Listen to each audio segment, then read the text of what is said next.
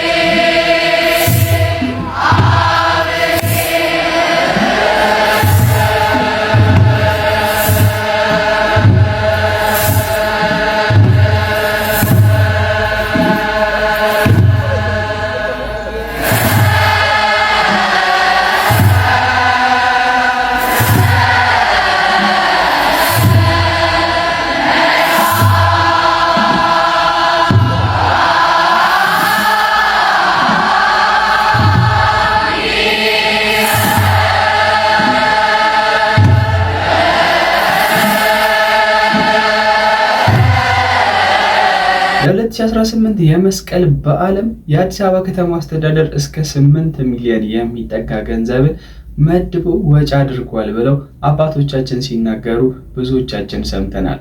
ነገርየው ለምን ወጣ የሚለውን ማብራሪያ ቢነገረን ጥሩ ነበር። ምዕመናንም በየሶሻል ሚዲያው 8 ሚሊዮን የሚፈጅ ፕሮግራም ነው ወይ የሚል ጥያቄ እያቀረቡ ይገኛሉ። እስኪ እኔም ይህን ጥያቄ ላቅርብላችሁና ኮሜንት ሴክሽን ላይ ሐሳባችሁን ግለጹልኝ። ከ8 ሚሊዮን ብር በላይ አውጥተው የሚሸፍኑልን ክብርት ናቸውና በንጉሠ ነገሥቱ ዘመን ተቋርጦ የቀረውን ታሪክ ቀጥለው ታሪኩን ከተቀበረበት አንስቶ እንደገና ህይወት በመዝራት በእርሶ የስራ ኃላፊነት የስራ ዘመን ክብራችን ተጠብቆ ሙሉ ወጫችን ተሸፍኖ ከ8 ሚሊዮን ብር በላይ አውጥተው የሚሸፍኑልን ክብርት ናቸውና በዚሁ አጋጣሚ አባቶቻችን ብታመሰግኑ ለማሳሰብ ያክል ነው።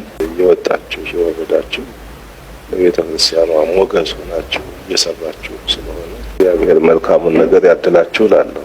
8 ሚሊዮን ብር በላይ ወጪ ተደርጎ በበዓለ መስቀሉ በመስተዳድሩ በኩል ነው ቤተክርስቲያኗ ምዕመናኑ ሊያወጡት የሚገባውን ነገር በእናንተ በዚሁ መስተዳድሩ በክብርት ከንቲባ መሸፈኑ ይህም ትልቅ ኩራት ይሰማናል። በእናንተ በልጆቻችን እኛ ካወቅንበት ድሉን ከተጠቀምንበት በብዙ መልኩ ቤተክርስቲያናችን ጥያቄዋ እየተመለሰ መልስ እያገኘን ያለንበት ወቅት ስለሆነ ከኛ ካልጎደለ ከኛ ካልቀረ በስተቀር በዚህ በኩል የቀረ ነገር ያለ አይመስለኝም ወይንም የለም ማለት እችላለሁ። ስለ ገንዘብ ካነሳን ነገር ፍላውሊቲቻ የሚባል አንድ የውጭ ሀገር ባለሀብት ኢትዮጵያዊ ማንነትን የተላበሰ ግለሰብ 20 ሚሊዮን ብር ለእርዳታ የላኩት የት እንደገባ አላቅም ይለናል። ተመልክተነው እንመለስ። እነዛን ሰዎች ቁጭ አድርጌ መጠየቅ እፈልጋለሁ። ማለት ለምንድን ያልሰጣቸው የት ጋር ነው የደረሰው የሚለው ማለት ኦኬ። እነዚህ ገንዘብ ሰብሳቢዎች ቆይ ለነሱም ፌርነስ አንተ ጥያቄ ላንሳ። አሁን ፍራውን አንተ ሰጥቻቸዋለሁ ነው የምትለው፣ እነሱ ደግሞ ፍራውን አልሰጠንም የሚል ነገር ያነሳሉና አንተ በእርግጠኝነት ቃል የገባውን ገንዘብ ለነዚህ ሰዎች ስለመስጠት ምንድነው ማስረጃው? አንደኛ እኔ ሪሲት አለኝ በአካውንታቸው መግባቱ። ያን ማቅረብ ትችላለህ? ኦፍ ኮርስ። አሁን አንተ ገንዘብህ የምትልከው ገንዘብ በአግባቡ ዴሊቨር እየሆነ እንዳልሆነ ማወቅ የጀመርከው እስቲ በታይም ፔሪድ አስቀምጥልህ። ለምሳሌ የመጀመሪያው ነገር በእርዳታ ውስጥ የቆየው ምን ያህል ዓመት ነው? ከ2021 ጀምሮ ነው። ካለፈው 1 ዓመት ወዲህ አሁን መጠርጠር ከጀመርክ ወዲህ ምን ያህል ብር ይሆናል ከፍተኛ ብር የረዳኸው? በእንትን ያለ ነው በደረሰኝ ያለ ነው። በዓመተ ምህረቱ አመጣልሃለሁ $100,000 ነው ካሽ $100,000 $107,000 አሁን ጥርጣሬ ከፈጠረብህ ቀን አንስቶ አሁን በቲክቶክ ዓለም ጠፋለሁ እስካልክበት ጊዜ ድረስ $107,000 ከአካውንት ተረድተሃል። ልክልሃለሁ ደረሰኝ። ይሄ እንትን አይደለም የምነግርህ ቀጥታ ከኔ ከራሴ ፐርሰናል አካውንት እየወጣ የባንክ ስቴትመንቱን በሰዎቹ ስም የተላከውን እልክልሃል። ከዛሬ ውጪ በምንም ነገር መልስ አልሰጥም። ኦልሬዲ ቲክታክ ዘግቻለሁ። አምና ገነ ባክ ኢንቨስቲጌት አድርጌ ስደርስበት ሰዎቹን በአካልም በህግም ነው የምጠይቃቸው። በህግ ደረጃ ነው የምጠይቃቸው። ዝም ብዬ እንደዚህ አይደለም፣ እንደዚህ ቀለል አድርጌ አይደለም አልፎ። ምክንያቱም የላኩት ገንዘብ የራሴ ገንዘብ ስለሆነ ለነዛ ካልደረሰ ይቅርታ ጠይቀው ለሌሎቹ እንዲሰጡ የተቀነሰ ገንዘብ ተደምሮ ይሄን አክል ገንዘብ እናንተ ጋር አለ ብዬ እንትን እንዲል ዲቴል ከሄድኩኝ ብዙ ነገር ነው የሚሄደው። አሁን እኔ አንድ ሰው አንደኛው ልጅ ጋር 12.5 12.7 ነው ምናምን ሚሊዮን ነው ደረሰኝ ላይ መጥቼ ሳየው በዛ አካውንት ትራንዛክሽን የገባው 12,700,000 ምናምን። አንደኛው ጋር ወደ 6 ሚሊዮን አካባቢ ነው እንትን ያልኩት። ሌላኛው ጋር 1.2 ምናምን እንደዚህ ነው የገባው። ሌባ እንደሆናችሁ እንቆጥራለን። ለጊዜው ተጠርጣሪ ናችሁ። የመጀመሪያው ማስተር አብነት፣ ሚኪ መማር አለባቸው፣ እግረኛው፣ ሀቢባ፣ ፍቅሩ አብጤ፣ ተስፋዬ ሀደርጌው፣ ካሊድ፣ ተስ፣ ባላደራው፣ ሙባረክ፣ ፍቄ ኖርዌይ፣ ናርዶስ። የረሳሁት አለ?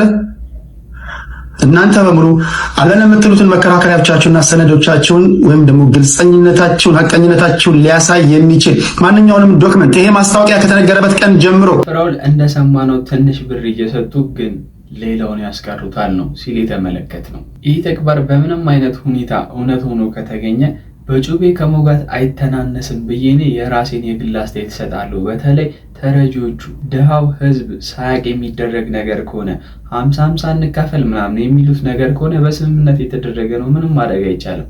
ግን ተደብቆ የሚወሰድ ገንዘብ ግን ከሆነ ትልቅ ብልግና ነው። ከዚህ በተጨማሪም በትላንትናው ዕለት አሳዛኝ የሚባል ዜና ተሰምቶ ነበር። ስለ ልጃችን መረጃ ያላችሁ እባካችሁ አሰሙን አድርሱን ይላሉ። የ8 ዓመት ህፃን የሆነው የኢዮቤል አዳነ ቤተሰቦች የህብረተሰቡን ተማጽኖ እርዳታ ይጠይቃሉ። መኖሪያቸውን ቡራዩ አካባቢ ሲሆን ቅዳሜ ከሰዓት በኋላ በጎርፍ ተወስዶ እስካሁን ድረስ አለመገኘቱን ተናግረዋል። እዚህ ጋር በተቀመጡት ስልክ ቁጥሮችም እየደወላችሁ መረጃችሁን ብትነግሩን ደስ ይለናል እባካችሁ እያሉ እንግዲህ እየተማጸኑ ይገኛሉ። እግዚአብሔር በእቅፎቹ አድርጎ እንዲጠብቀው እኔ ጸሎቴ ነው። አንድ እናት ግን እግዚአብሔር እንዴት እንደሚጠብቀን መጠበቁን የተረዳችበትን መንገድ ያስረዳችበትን ተመልክተን እንመለስ። እግዚአብሔር እንዴት እንደሚወድህ የእውነት የሚገባው ስትወልድ ነው። to be honest እኔ I'm not exaggerating።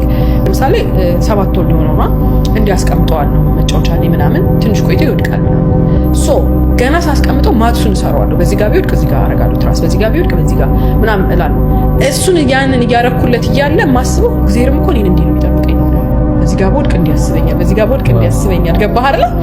ኤቭሪ ሊትል ቲንግ ማለት ነው። እኔ ስተኛ አልጠብቀውም እንጂ የምር እግዚአብሔር ነው የሚጠብቀው እንጂ ስተኛ ተኛው። እሱ ግን ተኝቼም ተነስቼም ይጠብቀኛል። ላይክ የምር እግዚአብሔር ፕሮቴክሽን ያኔ ነው ልክ ለሱ አንተ ያጻል እና ሁሉ ነገር ሜክ ሴንስ። አሁን ልጄ ያለቅሳል የሆነ ነገር ፈልጎ በቃ አይገባውም እና እንደዛ ነው የምንረዳው። እኔም እኮ ሳይገባኝ መድኃኒዓለም ያልቅሻለሁ ብዙ ነገር ምናምን እና ቼንጅ ምናምን ላይክ ላይፍን የምታስብባቸው ነገሮች በጣም ቼንጅ ያደርጋል። በጣም ቼንጅ ያደርጋል። በሚገርም ሁኔታ ድንቅ ማስተዋል ነው። ይሄ ነገር እንግዲህ ምንን አስታወሰኝ?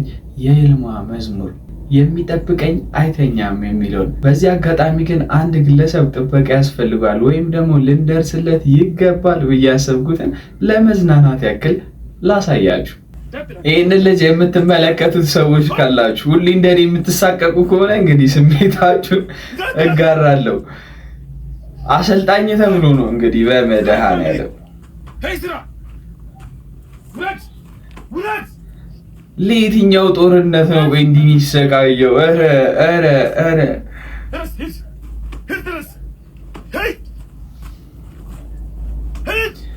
ውይ ተጣመመች አንጀቱ። ወይኔ አንጀቱ እንዲህ ጭምድድ ብላ የነበረችውን አንጀቱን እንግዲህ ተመልክታችኋታል። ከስፖርቱ በኋላ ደግሞ እየተነቀጠቀ የሚመገበው ስራ አለ ገናማ። ከምግብ በኋላም ስራ አለ። አቤት ታጥበህ ነው ግን ታጥበህ ነው በመቤቴ። ኧረ ባህል አይደለም አይ ነገር ያስጠላሃል። እሱ ወዶታል እንደገና ሁሌም ትሮ ነገር ተንይለዋል። አሁን ይኸውልህ ቶሎ ማለት ነው በላበላ አድርግና ማለት ነው ስራ አለ ተረለ ወሰለ በማርያም ምን ይሁን ምግቡ? ስሙን የምታውቁ ሰዎች ካላችሁ የምግቡን ስም እስኪ ንገሩኝ።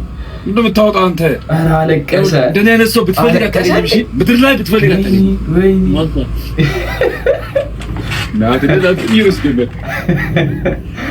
እንደው ማርያምን ደስ የሚል ጓደኝነት ነው።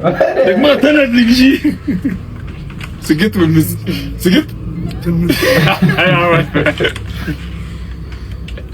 ይቺ ስግጥ ተፈመስ ግን በጣም ማብራሪያ ሊሰጣት የሚገባት ነገር መሆኗን በጣም እያስተዋልኩኝ ነው። በተለይ እንደዚህ አይነት አጓጉል የሆኑ ነገሮችን ስመለከት ማለት ነው። እንደ ቁም ነገር ስነግራችሁ ቲክቶክ ላይ ቪው ማግኘታችሁ ብቻ ጥቅም የለውም። ወይ ማስታወቂያ መስራት አለባችሁ ወይ ደግሞ ላይቭ ላይ ገብታችሁ ከሰዎች ጊፍት ልትቀበሉ ይገባል። ያለበለዛ እንደዚህ መገርጣቱ እኔ ጥቅም አለው ብዬ እኔ በፍጹም አላስብም አልችልም። ታዲያ ይህንንም ነገር በማስተዋል ልታደርጉት ይገባል። ምክንያቱም ብዙ አይነት ግጭቶችን ቲክቶክ ላይ ተመልክተናል። በትላንትናው ዕለት ብቻ የነበረውን አብረን ተመልክተነው እንመለስ። ክስክዝሚን ማነሽ አንቺ? ጀግና ነኝ እኔ ጀግና። በተለይ እንዳንቺ አይነቱ ልጋጋ ማለት ነው። ልጋጋ ሰጣለልሽም እስክታስመልሽ ይነክርሻለሁ ይሄድብሻል። ቅርሻትሽማ ማስነስሽ ነው ያቀረሸሻሽተ ትልሻታለሽ። ከዚህ አልቆጥርሽም። እኔ ውሹ በመጀመሪያም አትመችኝ። እውነቴን ነው የምልሽ። ገና ላይ ብሽን ራሱ ስክሮል እያደረኩ ሳይ ታስጠይኛለሽ። አትመችኝ። ልቃሚ አብሽን ስለከፈትሽ የምትፈሪ መስሎሽ? አረ ሲሪየስ። ከዚህ አልቆጥርሽም። እኔ ውሹ ከተላክሽበት ቦታ ነው የምመልስሽ። እኔ ከተነሳሽበት ቦታ ነው የምመልስሽ። ጃስ እና ኩሽኩሽ መፈራስ ይተኛ። እኔ ካላሳበድኩሽ እናቴ ያልወለደችኝም በትሹፊ አታውቂኝም። እኔ የምታስፈራሩትን አስፈራሩ። እዚህ ጋር ስትረስ ያገላብጠኛል። ተውኝ አልኩኝ። ተውኝ አርቅሼ ለምንኩ ተውኝ ባናታችሁ እንዲተገልበጣችሁ ለምን አትተከሉ ምን አገባ ኤክስኪውዝ ሚ ኩዝኩዝሚ እያልሽ ያመጣሽውን ብር ላጥ አድርጋሽ ሄደችዋን ቁጭ አድርገሽ እኔን ጉቺን ኔቨር አጌን አይቻልም ለመላእክ እንጂ ለሰይጣንማ እጅ አልሰጥም ያቺ መላእክ መስላኩ እንትን ውልቅልቄን አውጥታ ሄደች ስላከበርኩሽ 3-4 ሰው ልኬብሽ ከላይ ለረፊ ታይኑ ሰው ላኩበት ላክሽብኝም ሰው የለም የጠየቀኝም ሰው የለም የኔናት ይሄንን እንግዲህ የተመለከትነው ሶሻል ሚዲያ ላይ ስትመጡ የተለያየ አይነት ተጽዕኖ ይፈጠርባቸዋል እሱን እንድታስታውሱት ብቻ ነው መግቢያ ላይ እንግዲህ ይሄንን ምስል እያሳዩዋችሁ ስንት ያወጣል ብያችሁ ነበር አሁን እንግዲህ ሰዓቱ ደርሷል ስንት እንደሚወጣ አብረን እንመልከተው ከላይ በምስሉ ላይ የምትመለከቱት በሬ ስንት የተገዛ ይመስላችኋል ይህ በሬ እንግዲህ በማዕከላዊ ኢትዮጵያ ክልል በሀዲያ ዞን ጃጁራ ከተማ አስተዳደር ለመስቀል በዓል በጃጁራ ከተማ በቀን 5 አንደኛው 2018 ዓ.ም በመቻሬ ሜራ ገበያ ላይ እንግዲህ በ230 ሺህ ብር የተሸጠ በሬ ነው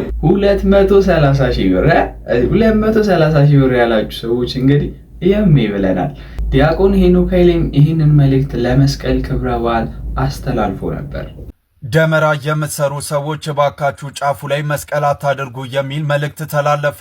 የፊታችን የሚከበረው የመስቀል በዓልን በማስመልከት ዲያቆን ሄኖክ ኃይሌ ባስተላለፉት መልእክት ደመራ የምትሰሩ ሰዎች ባካችሁ ጫፉ ላይ መስቀል አታድርጉ፣ መስቀልን መስቀል በማቃጠል አናከብርም የሚል መልእክት አስተላልፈዋል። ይህን ተግባር ሁላችንም ልንቀበለው ይገባል ብዬ አስባለሁ። አንድ ወንድማችንም እንግዲህ አባቶች በእመቤታችን ምስለ ስዕል አፈሩ ሲል ተመልክቼ ትንሽ ደብሮኝ ነበር። ቪዲዮን ተመልክተን እንመለስ። በተለይ የእመቤታችን ስዕል ይዘን ወጣን ማለት ራሳችን እመቤታችንን ክብር አባቶች በእመቤታችን ስዕል አፈሩም። በሚመጣው የመስቀል በዓል አከባበር ላይ የእመቤታችን ስዕል በመስቀል አደባባይ ይዞ መገኘት ፈጽሞ የተከለከለ ነው ሲሉ መግለጫ ሰጥተዋል። ይህ ደግሞ ለኦርቶዶክሳውያን እጅግ ከክደት በላይ ክደት ነው። በአምላኳና በፈጣሪዋ እንዲሁም በልጇ በመድኃኒታችን በኢየሱስ ክርስቶስ መስቀል ላይ በመስቀሉ ስር የተገኘች እሷና እሷ ብቻ ነች። ታዲያ በዚህ ቀን በመጋዝና በስለት እንዲሁም በሰይፍ መካከል ያልፈራችው እመቤታችን ቅድስተ ቅዱሳን ድንግል ማርያም ዛሬ ኦርቶዶክሳውያን በሷ እያፈሩ ነው። ይህ ማለት ደግሞ በምእመኑ ብቻ ሳይሆን በምእመናን ላይ አባቶች በዚህ ልክ ተናገሩ ማለት ለእመቤታችን ያላቸውን ክብር ዝቅ ማድረጋቸውን የማይረሳና ታሪክ የማይረሳው ሁኔታ እየተፈጠረ ነው። በዚህ አሁን ላይ ባለው አገዛዝና በተለያዩ ፖለቲካዎች አጀንዳ ተፈጥሮ የእመቤታችን ስዕል ሲቀደድ ምንም ያልተናገሩ አባቶች አሁን ግን የእመቤታችን ስዕል ይዛቸው መስቀል አደባባይ መገኘት ፈጽሞ የተከለከለ ነው ሲሉ ደግሞ የብዙዎችን ቀልብ የሳበ ሆኗል። ታዲያ ኦርቶዶክሳውያን የምንኮራባትንና የዘላለም መዳኛችን የሆናችሁን እመቤታችን ቅድስተ ቅዱሳን ድንግል ማርያምን ይዛችሁ በመስቀል አደባባይ ለመገኘት ቁርጠኝነት ሐሳባችሁ እንዳይቀርና ወደ ኋላ እንዳይቋረጥ መልእክቴን አስተላልፋለሁ።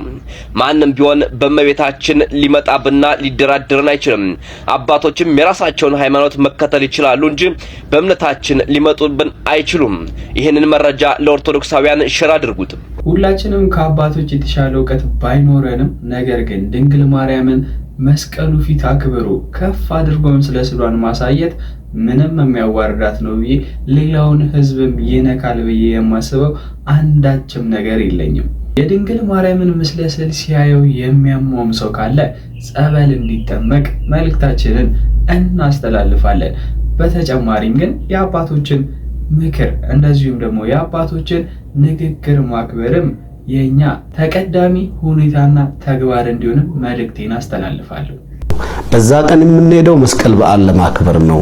የመስቀል በዓል ደግሞ የምናከብረው በዛ ቦታ ላይ እንደሚታወቀው የቃለ እግዚአብሔሮች ይደርሳሉ፣ መዝሙሮች ይደርሳሉ። በስተመጨረሻ ደመራ በሚለኮስበት ሰዓት ግን ሁሉም ጧፍ ተሰጥቶት በጧፉ የመስቀሉን ብርሃን ደመራው ለመለኮሱ የሚያበስር ጧፎች ለእያንዳንዱ ከዛ ውጪ ግን ምንም አይነት ነገር ቲሸርት ምንም አይነት ነገር ምልክት የሚያሳይ ነገር ይዘን እዛ ቦታ ላይ እንዳንገኝ። በተለይ የእመቤታችን ስዕል ይዘን ወጣን ማለት ራሳችን የእመቤታችንን ክብር እንደማሳጣት ነው የሚቆጠረው። ስለዚህ ስዕሉንም እኛ አክብረን በደንብ አድርገን ለእመቤታችን ያለን ክብር ለእመቤታችን ያለን አመለካከት ትላንትና በተናገርኩት ልክ ነው። እመቤታችን ድንግል ማርያም ለኛ ማንነታችን፣ ውበታችን፣ ክብራችን፣ አለኝታችን ናት። ስለዚህ በእመቤታችን ምን ጊዜም ቢሆን አንደራደርም። ነገር ግን ከማይመለከተው ከበዓለ መስቀል ላይ በዛ ቦታ ላይ ስዕል ይዘን እንገኝም ብሎ የሚቀሰቀሱ ቅስቀሳዎች ተገቢ ባለመሆናቸው የራሳችንን በዓል የሚያደበዝዝ በመሆኑ ሁሉም ወጣቱ ይህ ሀሳብ የመጣው እንግዲህ ከእመቤታችን ምስለ ስዕል ከመቀደድ ጋር ተያይዞ መሆኑን ሁላችንም እንገነዘባለን። በድጋሚ እስኪ የመምህር ዘበነ ትምህርት ሰምተን እንመለስ። ምንም ስዕል የሚቀድሰው አያስደንቃችሁ። ሴጣን ነው በቃ ኳለቀ አሳደዳት አይደል እንደሚለው ራዕይ ዮሐንስ 12ን ተመልከቱ። በተለይ ቁጥር 17 ላይ እሷን ተውና የድንግል ማርያም ልጆች እናንተን አሳደደ በባህር አሸዋ ላይ ቆመ ይላል። የባህር አሸዋ ክቡድ ነው፣ ከውሃ ዳር ነው፣ አይዋሃድም፣ አይስማማም። የመናፍቃን ልቡና ክቡድ ነው፣ ከባድ ነገር ይናገራሉ። ሁለተኛ ጢሞቴዎስ ምዕራፍ 3 ተመልከቱ። የአምልኮት መልክ አላቸው፣ ኃይሉን ግን ክደዋል። ከነዚህ ራቁ ተብሎ ነው የተነገረው። ስለዚህ እመቤታችን ምልክታችን ናት። ኢሳይያስ 7:13 ምልክት ይሷ ነች። ምስለ ስዕል ከመቀደዱ ዜና ጋር ተያይዞም እንግዲህ የወጣ አንድ መረጃ አለ። እሱም ተመልክተን እንመለስ። ቅዱሳት ስዕላትን ቀደዱብን። ስለዚህ የቤሳን አካላት ለምን ነው ይህንን ጉዳይ ለህግ አቅርበው ማያስፈጽሙልን ብለን ስንል አልነበረ? ለምንድን ነው ማያዙት ብለን ስንል አልነበረ? አባቶች ይህን ጉዳይ ሳያውቁት ቀርቶ አይደለም። በእርግጥም ያውቁታል፣ አውቀውም ዝም ብለዋል። አልፎ ተርፎ ደግሞ እኛ ደግሞ እንድንታሰር ደግሞ ጥያቄ እየጠየቁ ነው። ላንብብላችሁ ምን እንዳሉ። አቡነ ዲዮስቆሮስ የተናገሩትን ነገር ነው የምነግራችሁ። ዛሬ በነበረው ስብሰባ ላይ አቡነ ዲዮስቆሮስ ይህንን ነገር የሚናገሩትን እኛ እንድንያዝ ነው የሚፈልጉት። ላንብብላችሁ። አንድ ስዕል ቀደደ ተብሎ አጀንዳ ለመፍጠር የጽንፈኛና የነፍጠኛ አንድ ስዕል ቀደደ ተብሎ አጀንዳ ለመፍጠር የጽንፈኛና የነፍጠኛ እሺ የከተማ ወሮበላ አደራጅቶ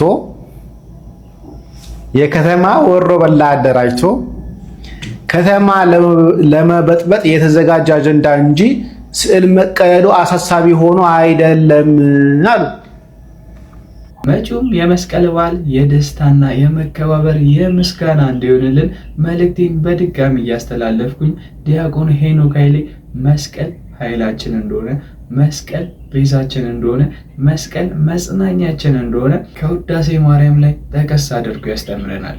መስቀል ኃይላችን ነው፣ ኃይላችን መስቀል ነው፣ የሚያጸናን መስቀል ነው፣ መስቀል ቤዛችን ነው፣ መስቀል የነፍሳችን መዳኛ ነው። አይሁድ ይክዱታል፣ እኛ እናምነዋለን፣ ያመንነውም እኛ በመስቀሉ እንድናለን፣ ድነናለን። መስቀል ብርሃነ ለኩሉ ዓለም መሰረተ ቤተ ክርስቲያን መስቀል ብርሃነ ለኩሉ ዓለም መሰረተ ቤተ ክርስቲያን ወሃቤ ሰላም መድኃኔ ዓለም መስቀል መድኃኔ ለእለነ አም ወሃቤ ሰላም መድኃኔ ዓለም መስቀል መድኃኔ ለእለነ አም። በዛሬ ቪዲዮም ይዤላችሁ የመጣኋቸው እነዚህ ነበሩ። አይታችሁ ወዳችሁ ሰብስክራይብ፣ ላይክ ማድረጋችሁን በእርግጠኝነት እየተቀበልኩኝ በቀጣይ ቪዲዮ እስከማገኛችሁም ድረስ ቸር ቆዩልኝ።